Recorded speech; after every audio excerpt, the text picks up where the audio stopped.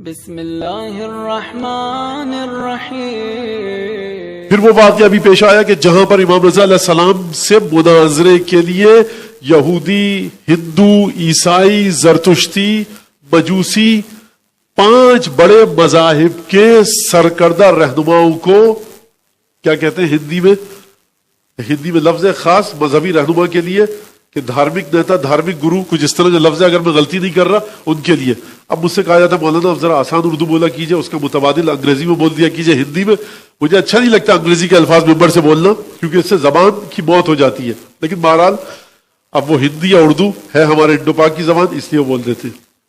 تو 5 یا 6 بڑے مذاہب کے بڑے بڑے سرکردہ رہنماؤں کو سمجھ لیجیے کہ ان کے مرج تقلید کو بلایا تھا کہ امام رضا علیہ السلام کے ساتھ تم لوگ مناظرہ کرو، مباحثہ کرو، تاکہ امام رضا نعوذ باللہ تذلیل ہو جائے۔ اور یہ لوگ جو سمجھ رہے ہیں کہ امام رضا کسی زہد اور علم کو تقوی کے بہت بڑے درجے پر ہیں، لوگوں کو پتہ لگ جائے کہ امام کے پاس علم نہیں ہے، صرف نماز روزے والے آدمی ہیں۔ وہاں مناظرہ ہوا اور یہ واقعہ پرانی کتابوں میں ملتا ہے۔ یہ واقعہ سنانے کے بعد میں جو حدیثیں آپ کے سامنے 4 حدیثیں لایا ہوں، 4 حدیثیں مختلف واقعات کے ساتھ ہیں۔ ایک دفعہ ایک حدیث ہوتی ہے کہ امام نے یہ فرمایا، ایک دفعہ حدیث واقعے کے ساتھ ہے، تو مجھے بہت مناسب لگا کہ 4 حدیثیں 4 واقعات کے ساتھ آپ کے سامنے پیش کروں۔ میر فندرسکی ہمارے بہت بڑے عالم گزرے، سید میر فندرسکی 400 سال پہلے یہ ہندوستان آئے تھے۔ پورے ہندوستان کا انہوں نے سفر کیا، مسافرت کی، اور وہاں پر ہندوؤں کے ساتھ، جین مذہب، بدھسٹ کے ساتھ مناظرہ کیا۔ 400 سال پہلے سکھ مذہب نہیں تھا، لہذا 400 سال 450 سال پہلے یہ آئے، تبلیغ کی، مندروں میں گئے، ان کے عبادت گاہوں میں گئے، ٹیمپلز میں گئے اور وہاں پر گفتگو کی۔ اب کیسے گفتگو ہوئی، کیا ہوا؟ ان کو فارسی آتی تھی، ان کو عربی آتی تھی، ہندی میں ہوئی، سنسکرت میں ہوئی۔ تو دیکھیں 400 سال پہلے مغل بادشاہت کا زمانہ تھا، یقیناً انٹرپریٹر، مترجم مل گئے ہوں گے۔ جب میر فندرسکی ہندوستان گئے تو وہاں پر ایک پہاڑی کے پاس سے گزرے، لوگ وہاں بیٹھے تھے، عبادت کر رہے تھے، جو تپسیا کر رہے ہوتے، جو ریاضت کر رہے ہوتے۔ کہا کہ بھائی یہاں پر کون ہے تمہارا بڑا عالم؟ کہا کہ ایک بہت بڑا پنڈت ہے ہمارا۔ اس نے کہا کہ جب کوئی انسان آئے نا، انسان ڈھنگ کا آدمی، مطلب یہ میں لفظ استعمال کر رہا ہوں تشریح کے لیے، جب کوئی انسان آئے تب مجھے اٹھانا۔ وہ سال میں 1 دفعہ اٹھتا ہے، بس نیچے آتا ہے، زیارت کرواتا ہے، دوبارہ پہاڑی پہ چلا جاتا ہے۔ جب کوئی انسان آئے تب مجھے اٹھانا، ہر کسی ہما شما اول فال آدمی کے لیے مجھے مت اٹھانا۔ شاگرد ساتھ نے کہا میر فندرسکی آیت اللہ العظمی، فلسفہ، عرفان، کلام، ادب، فقہ، اصول، نہ جانے کتنے علوم کا ماہر، اصفہان سے اٹھ کر آیا ہے۔ حوزہ علمیہ اصفہان سن 1112 ہجری اور 10ویں ہجری اور 12ویں ہجری اور 11ویں ہجری میں جس طرح سے ایک زمانے میں ہمارا حوزہ نجف ہوا کرتا تھا یا آج کل قم ہے، اس سے کہیں آگے حوزہ اصفہان کا ہوتا تھا۔ یعنی اگر آپ کو ایران میں بڑے علماء چاہیے کسی بھی سبجیکٹ میں، کسی بھی فن میں، حتیٰ وہ علماء کی جو جادو کا توڑ جانتے ہیں، جو ستاروں کی چال جانتے ہیں، جو ہاتھ کی لکیریں پڑھ سکتے ہیں، جو ماتھے کی لکیریں پڑھ کر قسمت کا حال بتا سکتے ہیں، ایسے ہمارے علماء اس وقت اصفہان میں موجود ہوتے تھے۔ اصفہان سے آیا میر فندرسکی، تم کہہ رہے معمولی آدمی، انسان ہو تو اٹھانا، اس سے بڑھ کر کون انسان ہوگا، اٹھا کے لاؤ اس کو۔ شاگرد گئے، کہا حضور ایران سے، اصفہان سے انسان آیا ہے، ایک بہت بڑا عالم ہے، اس سے چل کے آپ گفتگو کیجئے۔ جب نیچے آیا اس نے کہا کون ہے؟ کہا یہ۔ کہا کون ہو؟ تعارف کہا۔ کہا تم ہو؟ کہا انسان یہ نہیں ہے، انسان وہ تھا کہ جس کا ذکر ہماری پرانی کتابوں میں موجود ہے۔ کون تھا؟ کہا ہماری پرانی کتابوں میں یہ واقعہ موجود ہے اور میں ان لوگوں سے ملا ہوں۔ اب یہ نہیں پتا کہ ہندو پنڈت بالمشافہہ ملا تھا، خواب میں دیکھا تھا، مشاہدہ کیا تھا، مکاشفہ ہوا تھا، تجلی ہوئی تھی، کیا ہوا تھا، یہ سب مجھے نہیں پتا۔ جو واقعہ میں نے سنا اور جو مجھے بتایا ایک بہت معتبر مرج تقلید نے عالم تشیع کے، وہ آپ تک منتقل کر رہا ہوں۔ کہا انسان وہ تھا کہ جب مامون الرشید کے زمانے میں ہندوستان میں خط آیا کہ مامون کو اپنے دربار میں کسی ایک شخص کو جو دعویٰ علم رکھتا ہے، جو کلیم کرتا ہے کہ میرے پاس بہت بڑا زیادہ علم ہے، اس کو شرمندہ کرنا ہے، نعوذ باللہ اس کی تذلیل کرنی ہے۔ نعوذ باللہ میں کہہ رہا ہوں، اس نے نہیں کہا تھا ہندو پنڈت نے، معاذ اللہ اس کی تذلیل کرنی ہے، تو یہ اپنے پاس سے کوئی ایسا پنڈت بھیجو کہ جو اس کو چت کر سکے علمی مباحثے میں۔ تو ہمارے پاس سے ہم نے سب سے بہترین عالم کو بھیجا تھا، وہ ہندوستان سے گیا تھا خراسان۔ کس کے ساتھ مناظرہ کرنے کے لیے؟ مسلمانوں کا جو رسول تھا اس کے بیٹے کے ساتھ جس کا نام علی بن موسی رضا تھا.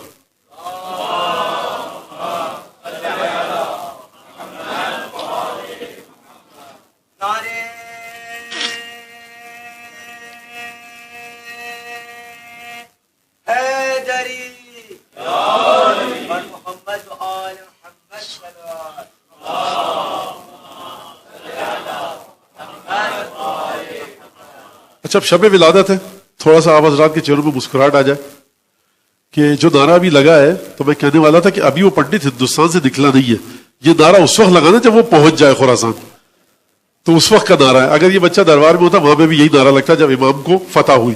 بہرحال یہ بچے جو نعرے لگاتے ہیں سلوات نعرہ حیدری, خدا ان کو انشاءاللہ سلامت رکھے اور ان کے ماں باپ کی عمروں میں اضافہ فرمائے, ان کو انشاءاللہ امام رضا اپنی برکتیں نصیب فرمائے. اور وہ بچے شکایت کریں گے مولانا ہم نعرہ نہیں لگاتے, ہمارے لیے دعا نہیں کی, نہیں, وہ بچے بھی جو یہاں پر آئے ہیں ان کے لیے بھی یہی دعا ہے کہ پروردگار انشاءاللہ امام رضا کی برکتیں ان پر نازل ہوں. کیونکہ مجھے ڈر یہ تھا اگر میں اس بچے کے لیے دعا کروں گا تو سارے بچے نعرہ لگانے لگ جائیں گے کہ مولانا ہمارے لیے بھی دعا کریں. نہیں, آپ کے لیے بھی ویسی دعا جیسے اس بچے کے لیے. تو ہم نے اس کو بھیجا. جب وہ پنڈت ہندوستان سے گیا وہاں پر تو ایک باغ میں مناظرہ ہو رہا تھا. روایت سے لگتا ہے کہ تقریباً کئی ہزار لوگ تھے اس باغ میں, اور بہت عظیم باغ تھا, پرندوں کی چہچہاہٹ, مختلف, بڑا ایک عجیب حسین و جمیل منظر. علماء جو جمع ہوئے تھے, یہودی, عیسائی, ہندو پنڈت, جین مذہب کے, بدھسٹ, ستارہ پرست, زرتشتی, وہ اتنے خطرناک عالم تھے کہ جب امام رضا علیہ السلام باہر جا رہے تھے اور سر پہ امامہ ابا قما جو پہنتے ہیں جو ائمہ کا لباس تھا, اور آخر میں امام نے آئینہ دیکھا. آئینہ دیکھنے کے دوران لگتا یہ کہ امام نے اس سے پوچھا کہ تم بتاؤ آج تمہاری نظر میں کیا ہوگا. اس نے کہا یا ابن رسول اللہ انشاءاللہ خدا خیر کرے. یعنی امام کے جو خادم اور نوکر ہے اس کے بدل میں لرزہ طاری ہے کہ میرا امام اتنے سارے لوگوں کے سامنے جا رہا ہے تو ہوگا کیا. اب یہ ایک الگ بات ہے کہ جو امام کے ساتھ رہ رہا ہے اس کو معرفت امام نہیں ہے, لیکن ایک دفعہ وہ حضرت نرجس خاتون سلام اللہ علیہا جو سلطان روم کی بیٹی ہے, جب وہ سامرہ آتی ہے اور امام حسن عسکری علیہ السلام کا غلام جاتا ہے, وہ پوٹلی دیتا ہے جس میں 800 درہم ہوتے ہیں اور تعجب کرتا ہے کہ تمہاری قیمت 800 درہم ہے, اس میں 800 درہم ہی کیوں تھے, تمہیں کیسے پتہ لگا کہ میں امام کا ہی غلام ہوں. تو بی بی نرجس خاتون نے کیا فرمایا, ایہل جاہل, اے نادان شخص, بمعرفت اہل بیت نبیکم, اے نادان شخص جو اپنے نبی کے گھر والوں کی معرفت نہیں رکھتا. یعنی بریکٹ میں بچوں کے لیے بی بی فرمائی کہ میں روم سے آئی ہوں معرفت کے ساتھ اور تو ساتھ رہے معرفت نہیں ہے. تو لہٰذا یہ سمجھ لیجیے کہ معرفت اہل بیت فاصلوں کی محتاج نہیں ہے, پاک دل کی محتاج ہے.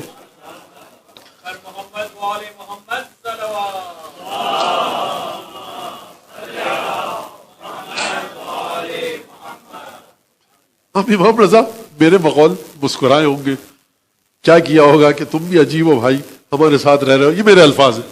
خیر امام گئے. اب یہ ہندو پنڈت کہہ رہا ہے میر فضل رزقی کے سامنے کہ جب وہ شخص آیا, ایک خچر پر سوار ہو کر آیا تھا, باغ کے دروازے پر اترا, ہم نے عجیب منظر دیکھا. جیسا ہی اپنی سواری پر سے اترا تمام باغ کے تمام درختوں نے جھک کر اسے سلام کیا, اور جب یہ آیا اس نے ہم پر ایک نگاہ ڈالی.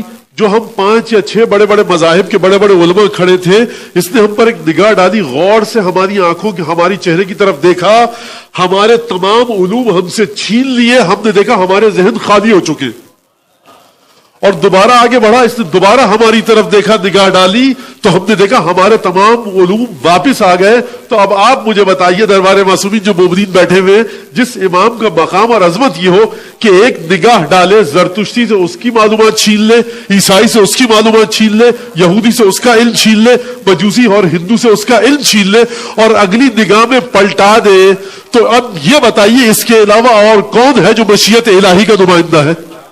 اللهم صل على محمد وآل محمد.